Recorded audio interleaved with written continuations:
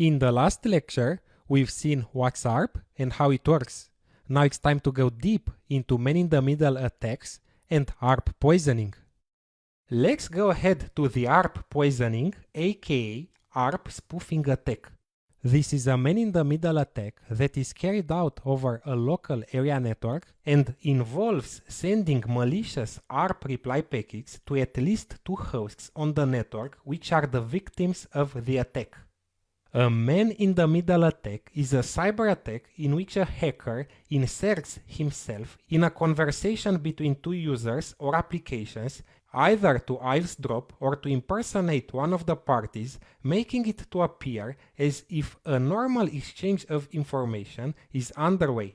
The goal of an attack is to steal personal information such as login credentials, account details, or credit card numbers. Critical to this scenario is that the victim isn't aware of the man-in-the-middle. Most of the time, the router, which is the default gateway of the LAN, is one of the victims.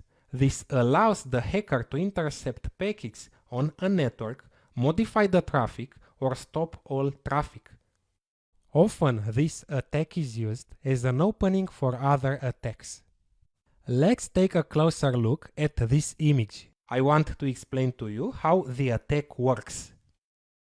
The hacker or the malicious user will continuously send ARP reply packets to both the default gateway and the user in the LAN, which is the victim of the attack. In these special crafted ARP reply packets, the header will associate its own MAC address with the IP address of the other host, such as a web server or the default gateway. It will cause any traffic meant for that IP address, the default gateway in this case, to be sent to the attacker instead. Note that clients accept responses even though they didn't send a request. They simply trust the ARP response without any form of verification. This is a weakness in ARP protocol that allows the existence of the ARP spoofing attack. In this image, the hacker will send an ARP reply packet to the host saying that the IP address of the default gateway has its own MAC address, the hacker's MAC address. It will also send another ARP reply packet to the default gateway saying that the IP address of the host has the MAC address of the hacker. The user will save in its ARP table the IP address of the default gateway and the MAC address of the hacker. And the default gateway will save in its ARP table the IP address of the user and the MAC address of the same hacker. Now, when the host wants to send a packet outside the local network, so to the internet, it will use the IP address or the domain of the destination, for example google.com, and the MAC address of the router found by ARP. This is how networks work. Each packet destined to a destination outside the LAN will be sent to the MAC address of the default gateway.